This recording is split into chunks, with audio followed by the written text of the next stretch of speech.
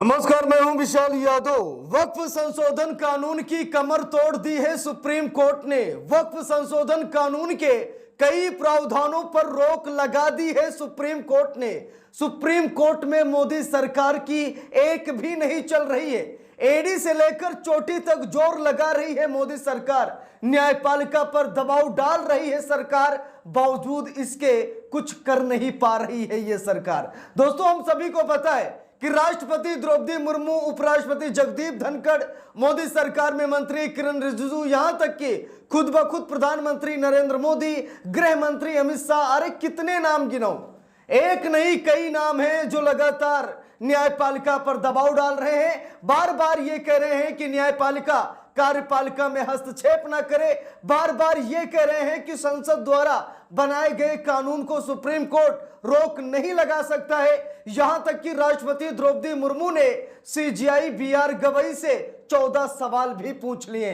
अब आप लोगों को पता चल गया होगा कि वक्फ संशोधन कानून पर कितना दबाव डाला जा रहा है न्यायपालिका पर। लेकिन दोस्तों, मिल गए हैं जस्टिस बीआर गवई सीजेआई के तौर पर, जिन्होंने सीजेआई की पदभार संभालने से पहले ही कहा कि भैया मैं बिकने वाला नहीं हूं, मैं झुकने वाला नहीं हूं, मुझे किसी बड़े सियासी पद की लालसा भी नहीं है। रिटायरमेंट के बाद मुझे किसी पार्टी में ज्वाइनिंग भी नहीं लेनी है। रिटायरमेंट के बाद ना तो मुझे राज्यपाल बनना है और ना ही राज्यसभा का सांसद बनना है। रिटायरमेंट के बाद मैं किसी बड़े पद की अपेक्षा नहीं करता हूं। तो दोस्तों, यहां पर जस्टिस बीआर गवई ने तो साफ साफ कह दिया कि मैं बिकने वाला नहीं हूं।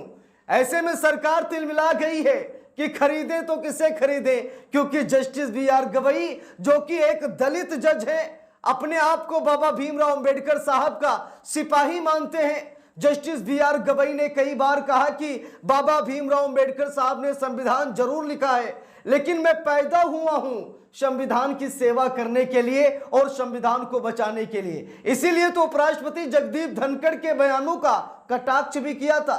जगदीप धनखड़ ने कहा कि संसद ही सर्वोच्च है, लेकिन सीजेआई बीआर गवई ने कहा कि संसद नहीं बल्कि संविधान ही सर्वोच्च है। उपराष्ट्रपति के मुंह पर यह करारा जवाब था दोस्तों। और अब देख लीजिए, वक्फ संशोधन कानून के कई प्रावधानों पर सुप्रीम कोर्ट ने रोक लगा दी है। किन किन प्रावधानों पर रोक लगाई गई है, ज्यादा समय नहीं लेते हैं, फटाफट मैं आप लोगों को यहां पर दिखाता हूं कि किन किन प्रावधानों पर रोक लगी है। और यह भी मैं आपको दिखाऊंगा कि वक्फ संशोधन कानून पर मोदी सरकार की मंशा क्या है, क्योंकि यह मोदी सरकार बता रही है कि वक्फ बोर्ड मुसलमानों का बोर्ड है ही नहीं है।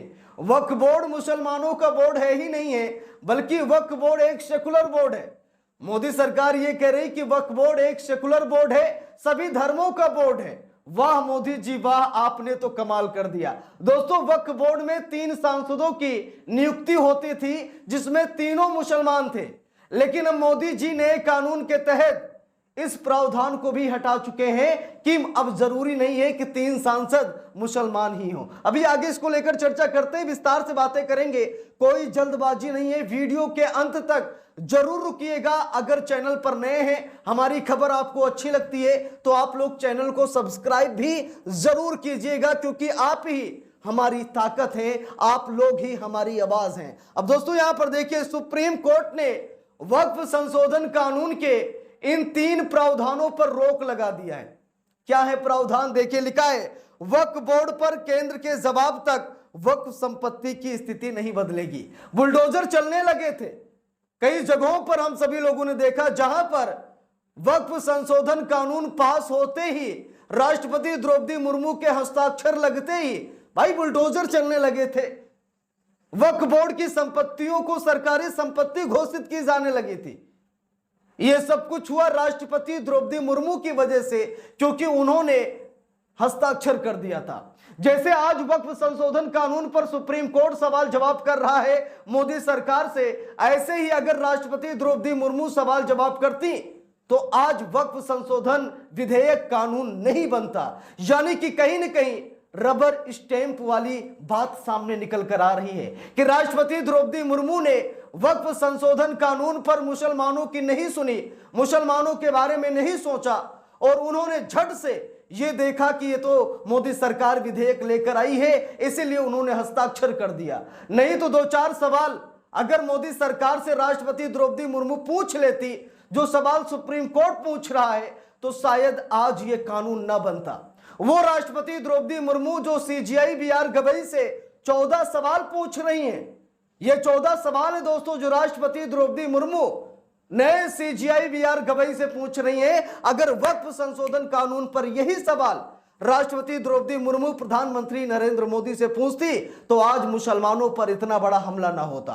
तो दोस्तों सुप्रीम कोर्ट ने रोक लगाई है कानून के प्रावधान पर, जिसमें वक्फ बोर्ड पर केंद्र के जवाब तक वक्फ की संपत्ति की स्थिति नहीं बदलेगी।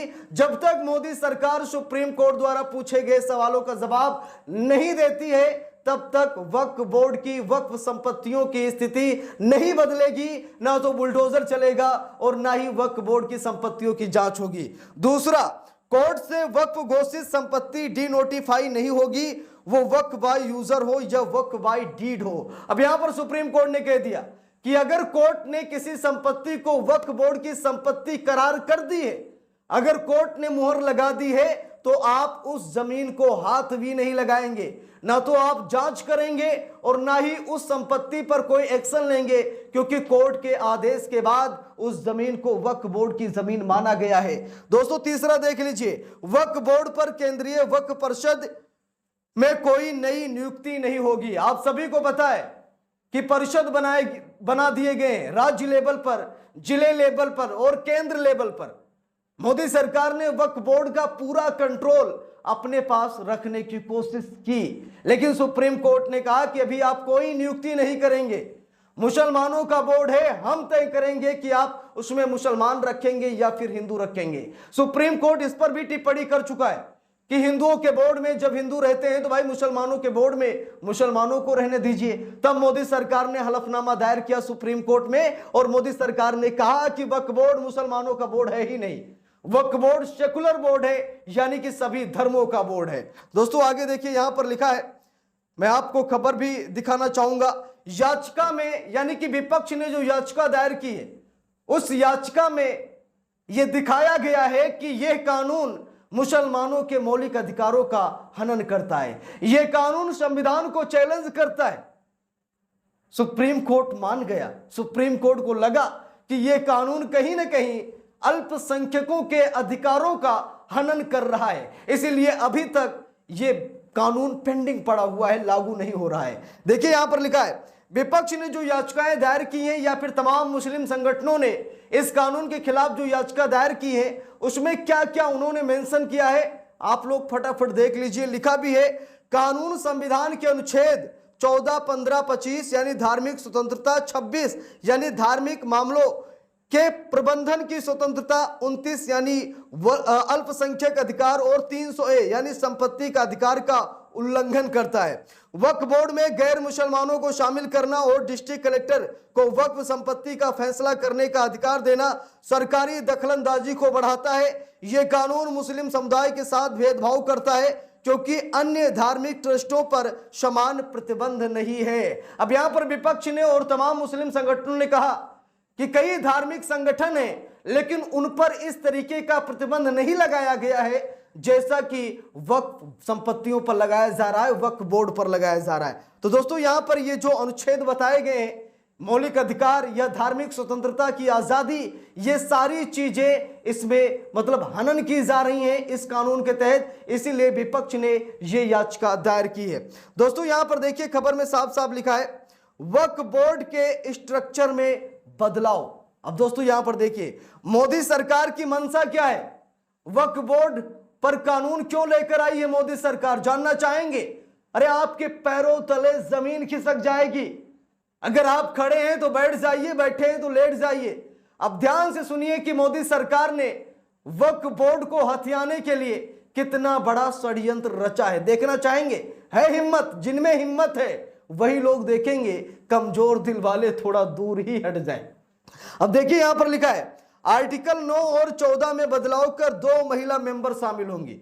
अब वक्फ बोर्ड में 2 महिला मेंबर को भी शामिल कर दिया जाएगा क्योंकि आर्टिकल 9 और 14 में बदलाव कर दिया गया है। 2 गैर मुस्लिम मेंबर शामिल होंगे। मेंबर के तौर पर 2 गैर मुस्लिम, यानी वो मुसलमान नहीं होंगे, हिंदू होंगे वो। उसके बाद देखिए सिया सुन्नी सहित पिछड़े मुस्लिम समुदायों से भी मेंबर इसमें शामिल होंगे। बोहरा और अगखानी मुस्लिम समुदायों के लिए अलग वक्फ बोर्ड बनेगा। केंद्र सरकार सेंट्रल वक्फ काउंसिल में 3 सांसदों, लोकसभा से 2, राज्यसभा से 1 को रख सकेगी। जरूरी नहीं है कि वो मुस्लिम हो। अब तक तीनों सांसद मुस्लिम होते थे, लेकिन मोदी सरकार ने कहा कि यह जरूरी नहीं है कि तीनों सांसद मुस्लिम ही हों, और केंद्र सरकार खुद यानी कि प्रधानमंत्री नरेंद्र मोदी खुद 3 सांसदों का चयन करेंगे, और वो हो सकता है कि तीनों हिंदू हों या फिर किसी अन्य धर्म को हो सकता है कि मुसलमान ना हो। अभी तक कानून में यह था कि मुसलमान ही होंगे, लेकिन अब मुसलमानों का अधिकार ही छीन लिया गया। वक्फ बोर्ड की प्रॉपर्टी पर किसका नियंत्रण होगा? अगर ये कानून लागू हो जाता है तो वक्फ बोर्ड की संपत्ति पर किसका नियंत्रण होगा, जानना चाहेंगे? चलिए मैं आपको दिखाता हूं। लिखा है सीएजी यानी कैग या सरकार की तरफ से नियुक्त ऑडिटर वक्फ बोर्ड का ऑडिट करेंगे। देखिए यहां पर कैग जो कि एक सरकारी संस्था है, सरकारी खर्चों का लेखा जोखा करती है, यानी कि कैग जो कि एक सरकारी संस्था है वो वक्फ बोर्ड पर कितना खर्चा हो रहा है, कहां से कितना पैसा आ रहा है, यानी कि यह सब कुछ सरकार के हाथ में चला जाएगा। उसके बाद राज्य सरकार प्रॉपर्टीज के सर्वे के लिए सर्वे कमिश्नर की जगह जिला कलेक्टर की नियुक्ति करेगी। अब यहां पर वक्फ बोर्ड की संपत्तियों की जांच के लिए अभी तक एक सर्वेयर को रखा जाता था, लेकिन मोदी सरकार ने कहा कि हम एक कलेक्टर को रखेंगे और कलेक्टर ही वक्फ बोर्ड की संपत्तियों की जांच करेगा। वो कलेक्टर सरकार का होगा, यानी कि संपत्तियों की जांच के लिए सरकारी अमला हामी होगा। दोस्तों आगे देखिए, लिखा है कि बोर्ड को अपनी प्रॉपर्टी जिला कलेक्टर के ऑफिस में रजिस्टर करानी होगी। अगर कोई प्रॉपर्टी वक्फ बोर्ड को दी जाती है तो कलेक्टर के दफ्तर में जाकर के उसकी रजिस्ट्री करानी होगी। कलेक्टर किसी वक्फ प्रॉपर्टी को सरकारी संपत्ति मानता है तो उसे राजस्व रिकॉर्ड में बदलाव करवाकर राज्य सरकार को इसकी रिपोर्ट देनी होगी, यानी कि राज्य सरकार के अप्रूवल के बिना आप वक्फ बोर्ड की संपत्ति नहीं मान पाएंगे। लिखा है जब तक कलेक्टर किसी विवादित प्रॉपर्टी पर रिपोर्ट नहीं देते उसे वक्फ प्रॉपर्टी नहीं माना जाएगा, यानी सरकार के फैसले न लेने तक प्रॉपर्टी को वक्फ बोर्ड कंट्रोल नहीं कर सकेगा। यानी कि सरकार बताएगी कि ये आपकी संपत्ति, आप कंट्रोल कीजिए। सरकार जब तक नहीं बताएगी तब तक आप उसे वक्फ बोर्ड की संपत्ति नहीं मानेंगे। बिना कागजात के कोई संपत्ति वक्फ की नहीं मानी जाएगी। मसलन मस्जिदें वक्फनामे के बिना भी वक्फ की संपत्ति होती थी, अब ऐसा नहीं होगा। अब दोस्तों यहां पर देखिए सरकार ने क्या कहा कि भैया कागज दिखाना पड़ेगा। सुप्रीम कोर्ट ने इस पर टिप्पणी की थी कि भैया 200 या 300 साल पहले जिन्होंने अपनी संपत्ति वक्फ बोर्ड को दान की है, ना तो वो जिंदा है ना तो उनके कागजात जिंदा है। ऐसे में आप लोग क्या करेंगे, उसे सरकारी संपत्ति बता देंगे, क्योंकि भाई कागज भी नहीं है, वो व्यक्ति भी जिंदा नहीं है, तो वक्फ बोर्ड की संपत्ति को आप सरकारी संपत्ति बता देंगे। इस पर मोदी सरकार से सुप्रीम कोर्ट ने सवाल पूछा है, जिसका जवाब अभी तक मोदी सरकार नहीं दे पाई है। वक्फ की विवादित प्रॉपर्टी का निपटारा कैसे करना चाहती मोदी सरकार? आप सभी को बताएं कि कोई भी संस्था है तो उसके कुछ न कुछ अपवाद भी हैं। तो यहां पर मोदी सरकार ने वक्फ बोर्ड की संपत्तियों पर जो विवाद चल रहा है उसका निपटारा कैसे करेगी। देखिए यहां पर लिखा है धारा 40 खत्म हो जाएगी। धारा 40 क्या है? इसके तहत वक्फ को किसी संपत्ति को अपनी संपत्ति घोषित करने का अधिकार है।